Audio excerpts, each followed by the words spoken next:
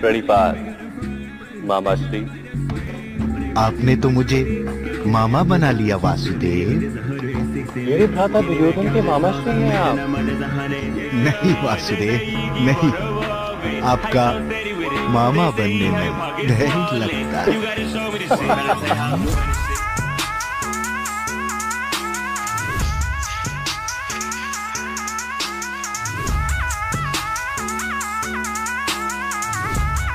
यही एक व्यक्ति है जिसके साथ बुद्धिमान मनुष्य सदा ही मित्रता रखता है। ऐसा क्यों मामा श्री? क्योंकि सारे आर्यावर्त में यही है जिनके साथ शत्रुता करने का सामर्थ्य हमारे पास नहीं।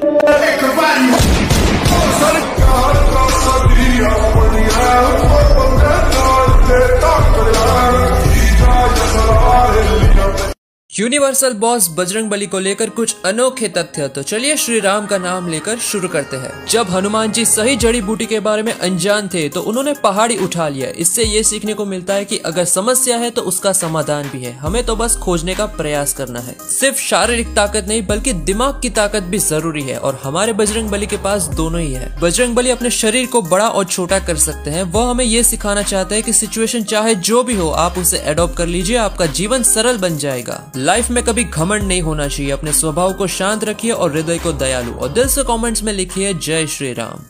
हर हनुमान भक्त की एक ही दवाई। हनुमान चालीसा के दो दोहे और 40 चौपाई, लेकिन इसी 40 चौपाई को पढ़ने के कुछ नियम भी है। तो चलिए श्री राम का नाम लेकर शुरू करते हैं। हनुमान चालीसा पढ़ने से पहले श्री राम की जयकार होना जरूरी है। हनुमान चालीसा का हर एक शब्द का स्पष्ट और जोर से उच्चारण करें। मंगलवार और शनिवार सबसे उत्तम है हनुमान चालीसा पढ़ने के लिए, इसलिए इन दिनों को ना भूले। अगर हो सके तो हनुमान चालीसा को सूर्योदय से पहले ही पढ़ लीजिए। एक बार हनुमान चालीसा शुरू करने के बाद 21 दिनों के लिए अभ्यास जारी रखिए। एक भी दिन छूटना नहीं चाहिए। हनुमान चालीसा को जल्दी में मत पढ़िए। अपना तन मन धन हनुमान जी की भक्ति में लगा दीजिए। श्री राम जी के भक्त की असीम कृपा बरसेगी। और दिल से कमेंट्स में लिखिए जय श्री राम जय हनुमान।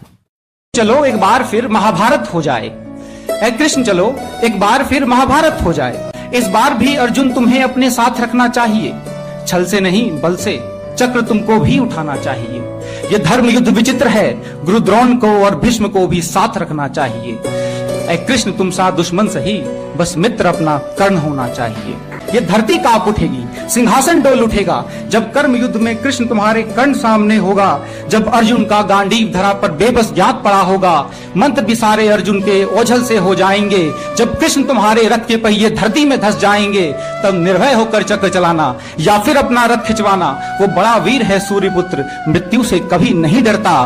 तुमको वार तो करना होगा, वो निहत्थों पे वार नहीं करता। देवों के देव महादेव के 5 ऐसे हथियार जो उनकी तीसरी आंख से भी ज्यादा खतरनाक है। तो आइए देखते हैं। त्रिशूल जो स्वयं भगवान विश्वकर्मा ने शिव जी के लिए बनाया था। शिव जी ने त्रिशूल का इस्तेमाल अपने ही बेटे गणेश पर किया था। भगवान शिव का एक ऐसा हथियार जिससे परशुराम ने समस्त क्षत्रिय जाति को 21 बार मौत के घाट उतार दिया, और वो है परशु। शिव जी की अत्यंत भक्ति करके उनको प्रसन्न कर दशानंद रावण ने मांगी तुलजा भवानी की चंद्रहसा तलवार, जिसका गलत इस्तेमाल नहीं किया जा सकता। पिना का धनुष जिसे श्री राम ने राजा जनक की सभा में पत्यंश चढ़ाकर उसे तोड़ दिया, और मिलन हुआ जनक दुलारी और दशरथ दुलारे का। पाशुपतास्त्र भगवान शिव का एक ऐसा मंत्र मुक्त हथियार जिसका विरोध नहीं किया जा सकता। रामायण में इसका इस्तेमाल विश्वामित्र, श्री राम और इंद्रजीत कर सकते थे।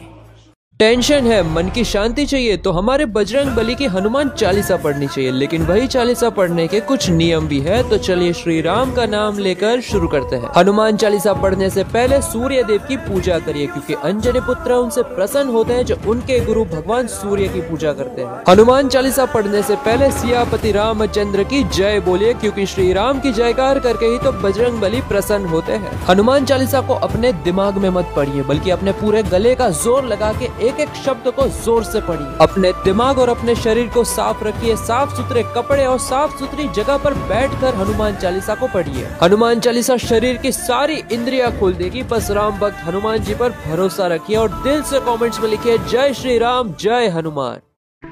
अच्छा, भूत प्रीतों से जितने हैरान हैं, आज की कथा सुन लीजिए। आप अपने घर के अंदर राम जी को स्थान दे दीजिए, राम जी का निवास बना दीजिए। राम जी के द्वार पर हनुमान जी रक्षा करते हैं, हनुमान जी अपने आप तुम्हारे घर के रक्षक बन जाएंगे। हाथ जोड़कर अनुग्रह करे, धनुष उठाकर करे सहार, सबसे प्रिय अयोध्या नगरी जहां प्रभु ने लिया अवतार। और क्या है अयोध्या नगरी के राम राज्य की विशेषताएं, तो चलिए श्री राम का नाम लेकर शुरू करते हैं। अनुशासन, प्रगति, समृद्धि और शांति का प्रतीक है राम राज्य। राम राज्य में सरकार अपने कार्यों में सच्चाई को कायम रखती है और दूसरों से भी यही उम्मीद करती है। राम राज्य में सबके लिए सम्मान अधिकार है, यानी जात पात और औकात नहीं देखी जाती, सिर्फ इंसान और इंसानियत को ही अहमियत दी जाती है। राम राज्य में तो जानवर भी खुश रहते हैं। श्री राम की आंखों में देखकर ही दिल में प्यार आ जाता है और दूसरे प्राणी को नुकसान पहुंचाने का दिल नहीं करता। अब हमें श्री राम ही आशीर्वाद दे और हम अखंड भारत में एक बार फिर अपने सपनों का राम राज्य देख सके। जय श्री राम।